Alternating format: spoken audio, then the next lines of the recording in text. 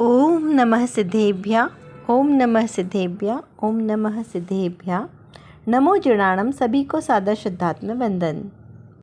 आज वैशाख कृष्ण द्वादशी त्रयोदशी का यह शुभ मंगल पावन दिवस और आज ही 1008 तीर्थंकर धर्मनाथ स्वामी भगवान की गर्भ कल्याणक तिथि का भी यह सुंदर अवसर है और इसी अवसर पर गुरुदेव श्री के जन्म जयंती का भी मंगल अवसर प्रारंभ हुआ है। तो चलिए ऐसे मंगल अवसर पर जो हमें सुंदर काव्य मिला है पहले हम उसका पाठ करते हैं। जैनो जन्म थता सहु जगतना पाखंड पाछा पड़े। जैनो जन्म थता मुमुक्षु हृदयो उल्लास थी विकसे। जेना ज्ञान कटाक्ष थी उदयने चैतन्य जुदा पड़े। इंद्रोए जिन सुतना जन्मने आनंद थी उपजे। इसका क्या अर्थ हुआ कि जेनो जन्म थता जगतना पाखंड पाछा पड़िया। जिसके जन्म होते ही जगत में फैला धर्म के नाम का पाखंड वो दूर हो गया। जिसके जन्म से मुमुक्षु जीवों के हृदय में उल्लास उमड़ने लगा, क्योंकि मोक्ष नज़दीक आने लगा ना। जो मोक्ष का इच्छुक उसे कहा मुमुक्षु, तो उसके अंदर में उल्लास जगने लगा कि हमें सही में मोक्ष मार्ग अब समझ में आया है। जेना ज्ञान कटाक्षति उदय ने चैतन्य जुदा पड़ा। जिसके ज्ञान के उदय से, जिसके उदय से प्रत्येक मुमुक्षु को यह तत्व ज्ञान के माध्यम से समझ में आया कि देह जुदा और शरीर जुदा, और मेरे लिए कार्यकारी मेरी आत्मा का अनुभव करना है। पूजा पाठ दया दानादिक में धर्म मानना ये धर्म नहीं है। निश्चय और व्यवहार दोनों का स्वरूप समझ में आया। ऐसे ऐसे गुरुदेव श्री और इंद्रोए जिन सुतना जन्मे आनंद थी उपजे।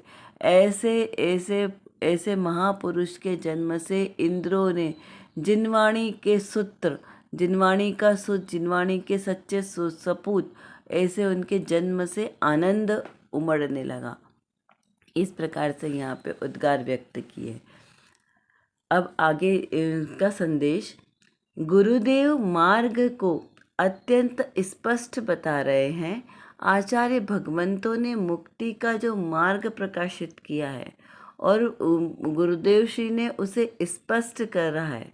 जैसे एक एक मांग में तेल डालते हैं, उसी प्रकार सूक्ष्मता से स्पष्ट करके सब समझाते हैं। भेद ज्ञान का मार्ग हथेली में दिखाते हैं। माल मसल कर तैयार करके दे रहे हैं कि ले अब खा ले। अब खाना तो अपने को ही है ना। क्या यहाँ पर इसका आशय है कि जो गुरु परंपरा से पूर्वाचार्यों ने जिन श्रुत में, जिनवाणी में जो तत्व का मर्म लिखा है उसमें क्या आशय है। पूज्य कुंद आचार्य ने 84 पाहुड़ की रचना की।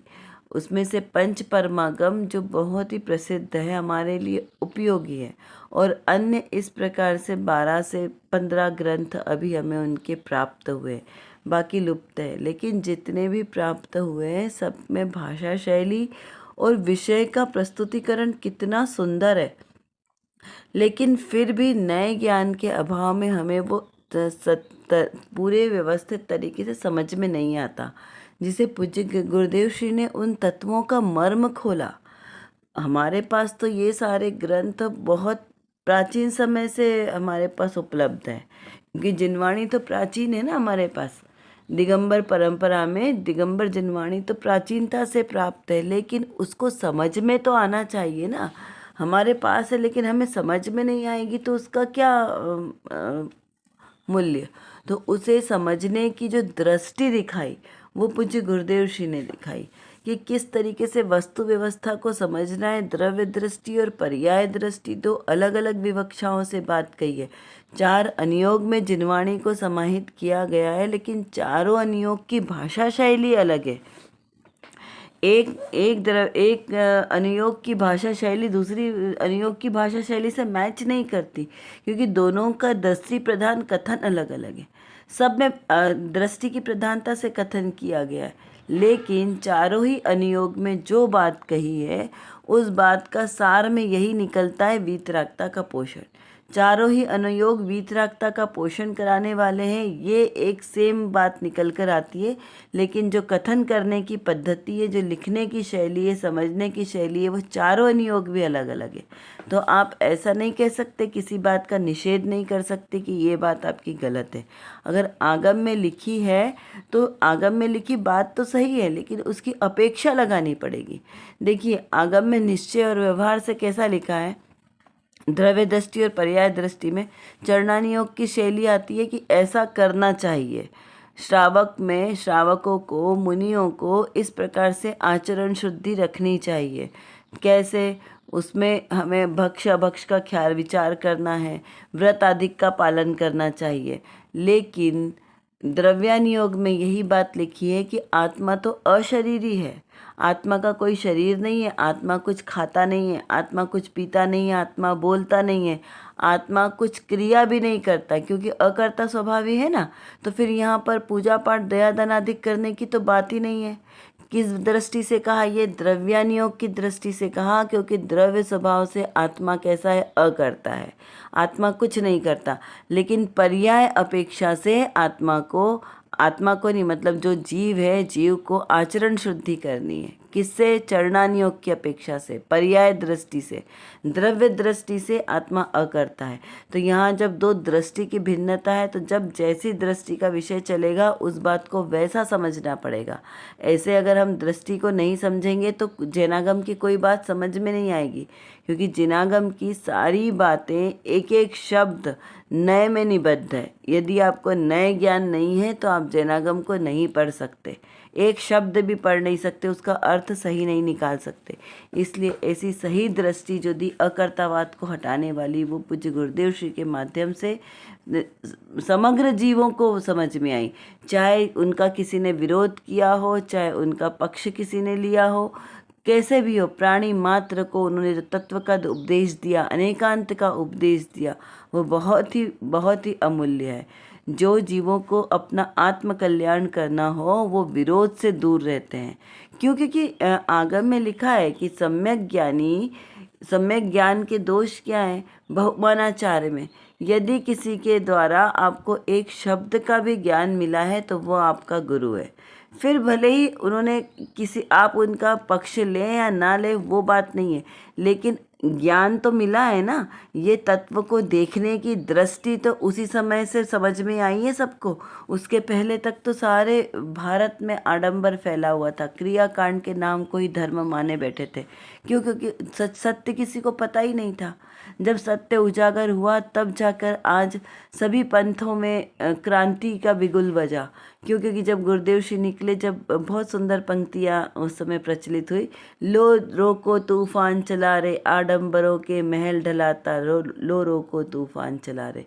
तो इस प्रकार आडंबरों पे कुठाराघात करते हुए पूज्य गुरुदेव श्री ने निशंकता से अपनी बात रखी, जो जिनवाणी में लिखी है।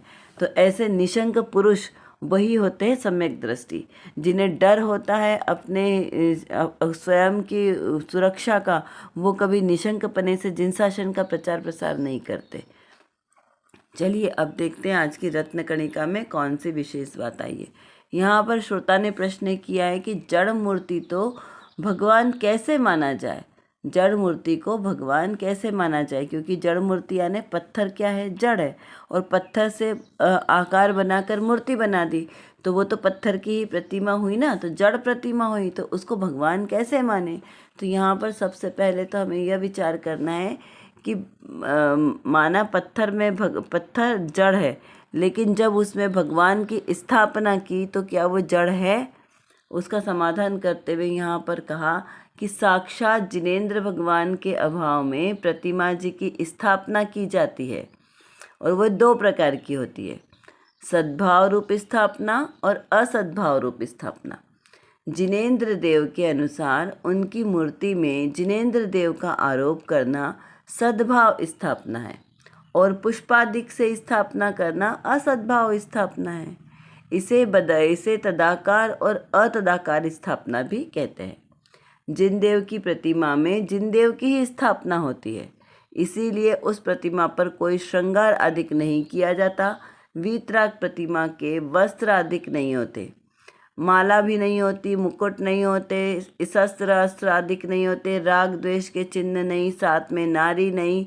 और मुखाकृति कैसी होती है? नासाग्र दृष्टि, सौम्य मुद्रा, शांत मुद्रा, चेहरे पर कोई भी क्रोधादिक के चिन्ह नहीं दिखाई देंगे, कोई राग के मिश्रित चिन्ह नहीं दिखाई देंगे। ऐसे वीतरागता से परिपूर्ण अलंकृत होती है वीतराग प्रतिमा। अब देखिए, जब वीतराग प्रतिमा जैसे प्रश्न में आया कि पत्थर की मूर्ति है, तो पत्थर की मूर्ति जब खदान से पत्थर निकला, उसको मूर्तिकार ने वीतराग मूर्ति का रूप दिया। उसके बाद उसकी शुद्धि की जाती है। देखिए, मूर्ति भी ऐसे ही नहीं बनती। सबसे पहले उस पाषाण की शुद्धि की जाती है मंत्रों के द्वारा पाषाण में। फिर मूर्ति को बनने के बाद में भी उसमें बहुत सारी शुद्धि होती है, शिलान्यास होता है।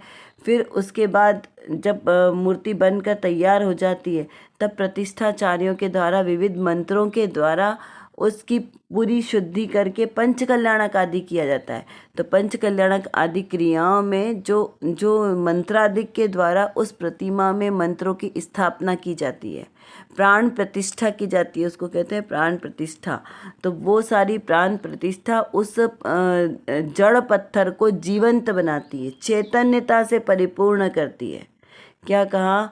वो प्रतिमा जड़ पत्थर की होने के बाद पाषाण की हो, अष्टधातु की हो, काष्ठ की हो, माणिक्य की हो, किसी की भी प्रतिमा हो, उस प्रतिमा में जब चैतन्यता प्राण फूके जाते हैं पंचकल्याणक के द्वारा, जब उसमें अनंत भगवान की स्थापना की जाती है, तो उससे वो प्रतिमा कैसी बन गई? जीवंत बन गई। तो वो चैतन्य कहलाएगी प्रतिमा। फिर जड़ नहीं बन जाती, वो चैतन्यता से परिपूर्ण होती है, उसके रोम रोम से चैतन्यता झलकती है। देखिए, उस प्रतिमा को देखकर, प्रतिमा का एक एक रोम रोम देखकर हमें कैसे वीतरागता का अनुभव होता है। ऐसी होती है वीतरागता। वह वीतरागता प्रतिमा मौन होकर भी हमें उपदेश देती है। कैसे उपदेश देती है? देखिए, वीतराग प्रतिमा नासाग्र दृष्टि है। नासाग्र दृष्टि यह बताती है कि संसार में कुछ भी देखने लायक नहीं है। वीतराग प्रतिमा हाथ पे हाथ रखे है, कुछ काम नहीं करना है, तो क्या संदेश दे रही है? हाथ पे हाथ रखे जैसे, करना कुछ न रहा जैसे।